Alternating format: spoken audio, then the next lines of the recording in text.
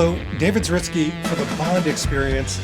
Welcome back. I am joined by my colleague, friend in arms, Joe Darlington from Being James Bond. How are you? Good to see you. Joe, thanks for coming back. I'm happy to be here. I have to be frank, I wasn't sure that you'd come back for Quantum of Solace. I'm a little nervous. I know this is. I know we might touch some nerves with this one, but we got to see what happens. All I know is I am in just perfect range to pick up any one of these knives here and get violent. But let's start. I mean, for those of you just joining us, Joe had an interesting premise to which we're proving pretty factual, and that is the sophomore outing of our favorite Bond actors. That particular film, which we usually call film number 2 in many cases, has some clunkiness to it, has a little bit softness to the sophomore. Yeah. Right, yeah, they tend to have some growing pains, and basically after the first one, they kind of come out swinging, guns blazing, and then by the second one, I think they're not really sure where to go, and again, doesn't mean it's a bad film per se. It just but the ones we remember as being the greats tend not to be the second ones. The great ones are usually the first ones or the third ones or et cetera, et cetera. Second one. Again, they're just trying to feel their way and figure out where to go.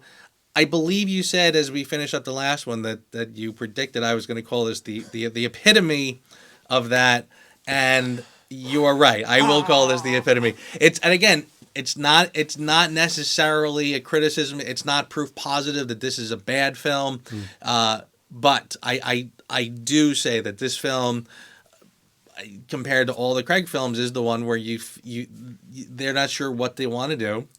They're not sure what the identity of this film is. The first one, again, was a grand slam home run. Yeah. And this one, kind of like some of the other ones that we talked about, are going to rely on some of the things we did before. And we're not sure where to go next. Hold me back. Hold me back, somebody. It's going to get rough. Well, all right. Let me put some chains around me.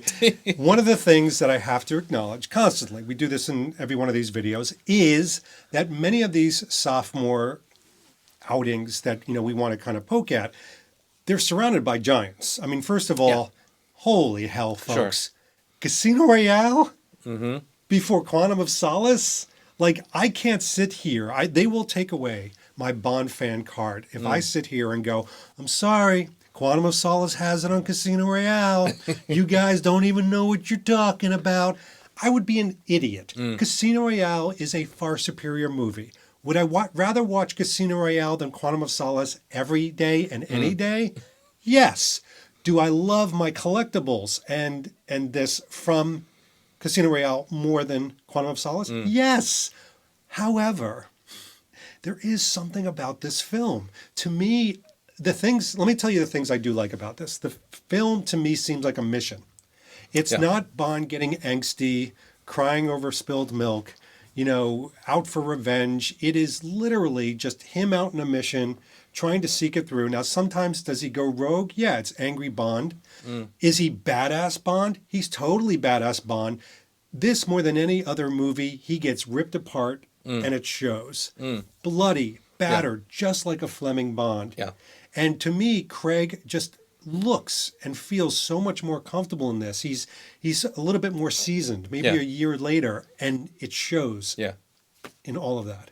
Yes, and I can't argue with that. I think that, you started by saying that this was Bond on a mission, not revenge Bond. I think it's both. I think it is a little angsty, a little revenge-driven, but it is Bond on a mission. So I do agree with you that there are classic elements in this, and yes, it is badass Bond. It is Craig getting roughed up.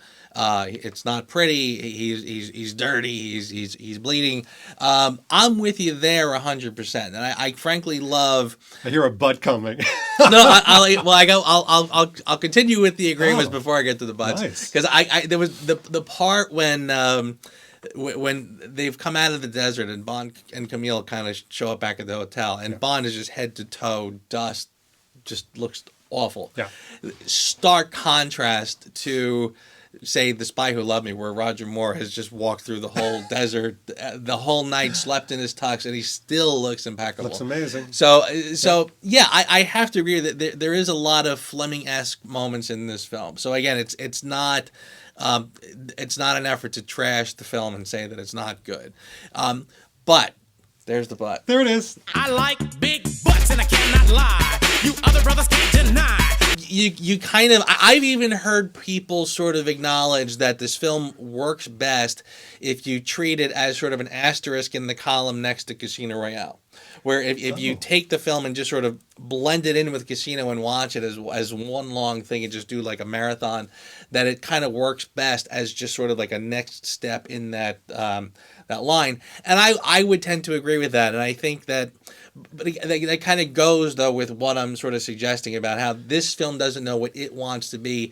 It simply knows that Casino was a great film, and we want to do a little more of that. We're not ready to take the next step yet, which they clearly do, I think, with Skyfall, where Skyfall, in some ways, reinvents the Craig tenure, where they say, okay, we did Casino, we like it, we did a little more of it because we liked Casino a little too much with Quantum, and then by Skyfall, they're ready to do something fresh and new, and it stands on its own. So I do feel like this is one of those classic cases where it's wedged in between two titans, and because of that, it gets lost in the shuffle. I was really hoping you weren't going to bring up the S word, Skyfall, but that was going to be, that's your ace up your sleeve, of course, because Sure. Skyfall's a phenomenal movie. It is superior from a movie to movie standpoint. I will admit, as much as I have heart for Quantum of Solace, I would, Skyfall's a better film. It's a better Bond film. Sure. It's a better story. It's a better bad guy. It's Yeah. better.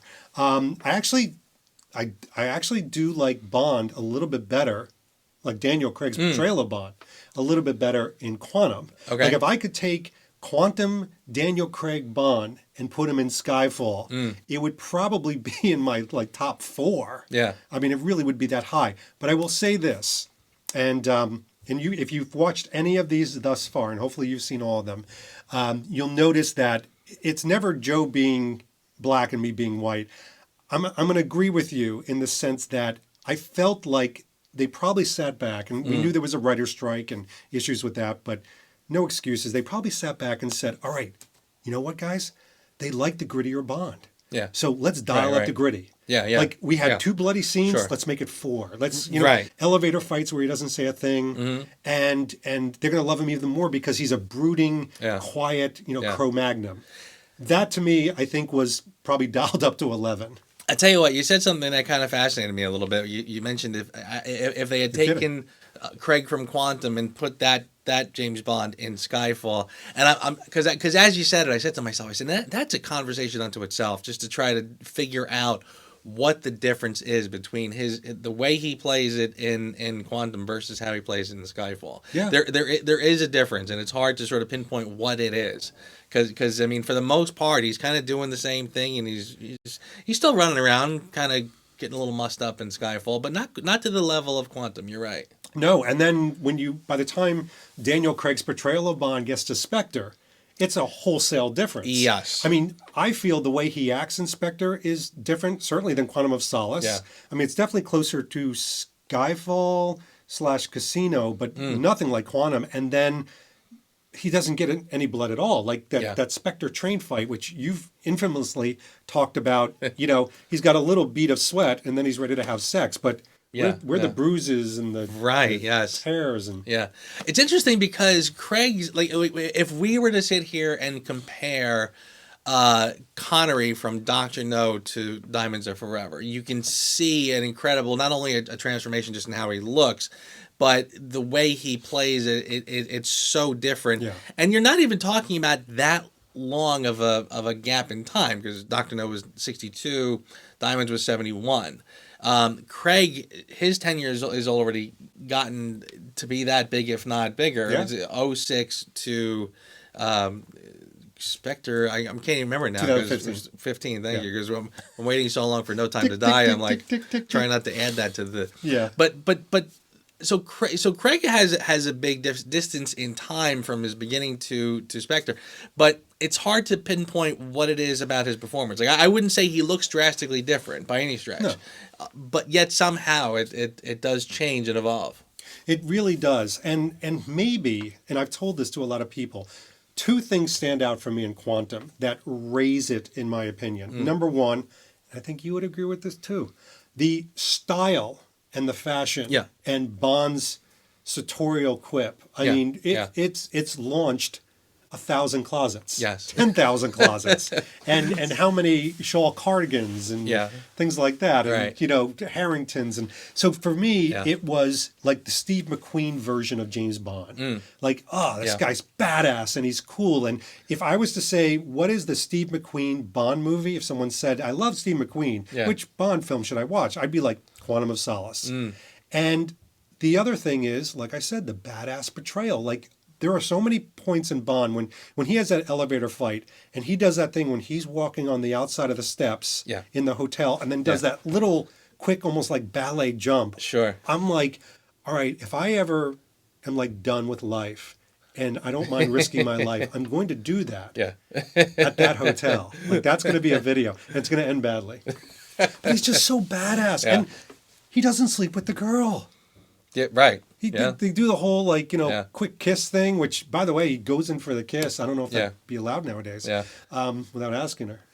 You might actually need written permission these days, but just saying. And it's funny how I love your points too. And honestly, like as you were talking about the clothing, I mean, it's funny. Like if you were a hardcore Brosnan fan and you wanted a closet like Brosnan, you would have a closet of suits, and you'd be. I really hope that you have to wear suits to work, or else I don't know what you're going to do. Yeah. Right. And Craig ushered in an era of casual Fridays, and this is how everyday normal guys can dress. If you want to do the Bond thing, and still look like you're not going to a funeral, you follow what Craig is doing. Exactly. And absolutely, and you're right. Quantum, I think, is the film to watch. Yeah, Casino Royale, he launched the navy polo. This, he launched the black cardigan. Yeah, just so simple. Yeah. But the other thing I will say, I have a lot of heart for Quantum. And, we haven't discussed this with any of the other films, but I think it's important to talk about it because I saw it with A View to a Kill, and I see it with License to Kill specifically. And that is, people love an underdog. Whether it's, think about, any of your friends, family, people just love an underdog. They love an underdog story. I feel Quantum gets beaten up. Yeah. So it's that kid that's getting beaten up by all the bigger kids out on the playground. And I'm like, look, I know I'm going to get my ass kicked. Yeah. But I'm going to go in there and I'm just going to defend that poor kid getting beaten up. Yeah. It's the underdog. Yeah. Yeah, I would give you that too. I think that it's funny when you mentioned View to a Kill. I said, some of the Bond movies have sort of a moment where when in The View to a Kill, when she says, "This is James Stock," he goes, "Well, actually, I'm James Bond, and I'm a Secret Service for the British." Whatever. And it's almost like it's almost like he's a famous person, and people just sort of finding out who this really is. Craig never really gets that, and he certainly doesn't get it in here, where he doesn't pull out his secret agent card that gets him into places where quite the opposite. He absolutely positively is struggling, so it does make you root for him that much more. Yeah. Kind of it's almost like we're kind of getting meta where we're talking about the film and we're talking about the character in the film. Which you have to. Yeah, I mean, the thing with A View to a Kill that I find with people is, it's almost that type of thing where it's a badge of honor. Like, it is so easy, I think, to come out to anybody and go, I'm a Goldfinger fan. Sure, or I'm a Skyfall fan. How easy is that? But you get into a crowded room of Bond fans and you shout A View to a Kill, woe be that person. You're a pretty courageous mother effer. That's what I got to say to that. You're right. It is. There are safe films to like, and I would say Quantum is probably not one of those safe films. You're absolutely right. And I'm as we're talking, I'm kind of allowing myself to get pulled into your points because. Because I feel like it is very easy to sort of pick on this one for being the what was that? for having that sophomore slump that we were sort of talking about. And again, it's interesting. I mean, we've talked about the Craig films at length, and we've sort of talked about the roller coaster that they sort of take you on. And I have sort of made the case that I think if you watch them, and I think this will be true more so with No Time to Die, that I think by the time Craig finishes out, you will sort of be able to watch the Craig films in sort of a linear fashion. Like if you just said, like, I want to set aside a couple hours and do a marathon. And I do feel like even the ones that we kind of feel are dips will blend right in much more so. Yeah. So to the point where, like, you know, I'm not really picking on Quantum the way I used to, because I watch it just sort of blend right into the next one, and it seems to work. So yeah, I think, even though I think that my theory holds water with Quantum, it's not to say that it's a bad film. I want to ask you a question that just popped into my mind based on what you just said. Okay. Because I haven't even mentioned No Time to Die. Could No Time to Die make Quantum a better movie in your eyes? Is there any possibility? If I had to take a guess, no. But having said that, I kind of feel like Spectre already kind of took care of that, where Spectre made Quantum a little bit better. And I feel like a lot of people, I think we've talked about how after Spectre came out, people seemed to rediscover Quantum all of a sudden, because that was the one, it was the one we didn't like of the Craigs. But once Spectre came out, Quantum kind of took a couple steps forward in line, and I think people kind of noticed it a little bit more for the reasons that you've been saying. So maybe I should know this, but where does Spectre fall versus Quantum in your rating scale? Well, I'll tell you, I mean, people watching this can actually go back and watch our Spectre, because we literally had almost this identical discussion in that, where you basically had asked me, and I sat there and I struggled, because Quantum, you know, some of the problems I have with Quantum, which we haven't really talked about, like Mathis in the dumpster. Big problem for me. Just don't like that. That has always, like, it's almost like there are some Bond movies that are just kind of lukewarm for me, but then, like, sometimes something will happen and it really sort of pushes it down. Okay. That was sort of the moment with Quantum for me. There was a couple things like that happened, but I did have to concur that once I saw Spectre is a worse film than Quantum. I do think Quantum that you is thought better. that. Really? So Quantum Yeah. is not the bottom of your Daniel Craig list. Spectre took that spot. I kind of Spectre feel took it. better. Yeah, I mean, and wrong? again, I almost feel like it's like when we had three films, it was when it was Casino, Quantum, Skyfall. It was very easy to sort of say, well, obviously Spectre's and again, fits into the mold we've been talking about. Right. Golden Gun, Tomorrow Never Dies. I mean, when you sort of put it amongst the other giants, it was pretty easy to sort of pick on it and say, yeah, you're the one that didn't really work out quite as well. Right. But then once we had Spectre, kind of changed the game a little bit. And Spectre, again, fails for much different reasons than Quantum. True. You know, Quantum to me falls short for certain reasons. Then you had Spectre, and it's like, what are you guys thinking? What are you doing over here? Are you kidding me? So yeah, I really did have to say Spectre is a worse movie than Quantum. And I none of us have seen No Time to Die. Right. We don't have any inside track. We can almost guess that No Time to Die will be better than Spectre. I don't know if that's an unsafe bet. I'm with you. I think that if the trailers are to be believed, if we can sort of take them at face value and say this is a good indication of what we're going to get, I think at the very least you're going to get a visually satisfying film. And Craig's portrayal of Bond, I think, is going to be better than it was in Spectre. Yeah, he seems much more engaged. Yes. In fact, that my theory has always been the reason that we are going to get No Time to Die is because I believe Craig was disappointed with Yes. Spectre. I So think I think he's bringing his A game. Yeah, For I sure. agree.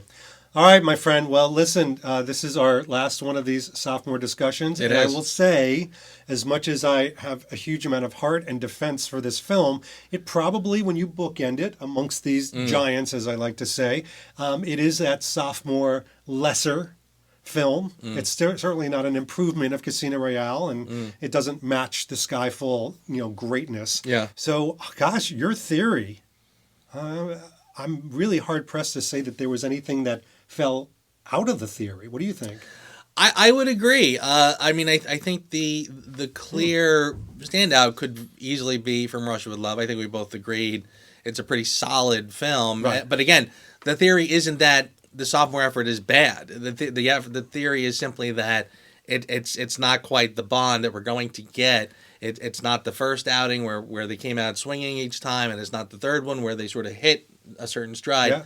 It was that kind of just sort of middle child, and it's the Jan Brady of the bunch and doesn't really know what it wants to be. So I think all of them kind of worked. Now, here's a really interesting question. With with No Time to Die, will we come back and do the fifth Bond? Because then it's going to go A View to a Kill against No Time to Die. It's funny. I did say to myself, I said, after we do this, I don't know how many now we've done with these. We did all the firsts, lasts, thirds, and now the seconds. We are going to get kind of just an odd pile of odds and ends at this point. Did we do the fourths? We did not do the fourths, and unless it just happened to be the last. But we'd have to think of a theory against the fourth. Honestly, at this point, we're talking odds and ends. I mean, if we do fourths, it would only leave Thunderball. I think it only leaves Thunderball, frankly, because we've already talked about Thunderball. It would be It would literally be Thunderball and Moonraker, because we've already done Die Another Day. We've already done Spectre, because at least at that time it was the last. Yeah. So we would have two films. I mean, we literally have kind of just sort of a funny hodgepodge of odds and ends after this. That's fine. There's other topics we can discuss. Hopefully a review of No Time to Die eventually. Yeah, we might actually have a film to talk about, a new Bond film. It's funny. We're at an era right now where we're not even getting news about it. Although by the time we put this out, we might. We're now kind of just starving for even just news about the new film, because it's done. So there's no filming, there's no nothing. We're just waiting for it to come out. It's sitting on a shelf somewhere, it literally just waiting for us. And if somebody sees this post October 2021, maybe this will date badly. There you go. Well, hopefully it'll date badly. Hopefully we have plenty to talk about by the time people see this. Exactly. Well, Joe, thank you so much. My friend, thank you. This was Joe Darlington from Being James Bond. And that was David Zaritsky from The Bond Experience. It really was. And we'll see you real soon. Take care. Take it easy. Thanks for watching this episode. If you want to be up on the latest from the Bond Experience, just click on this subscribe and subscribe to our channel. You're going to get all the latest and greatest information, plus some exclusive content. And by the way, speaking of content, here's something especially for you, just because we know you. Talk to you soon.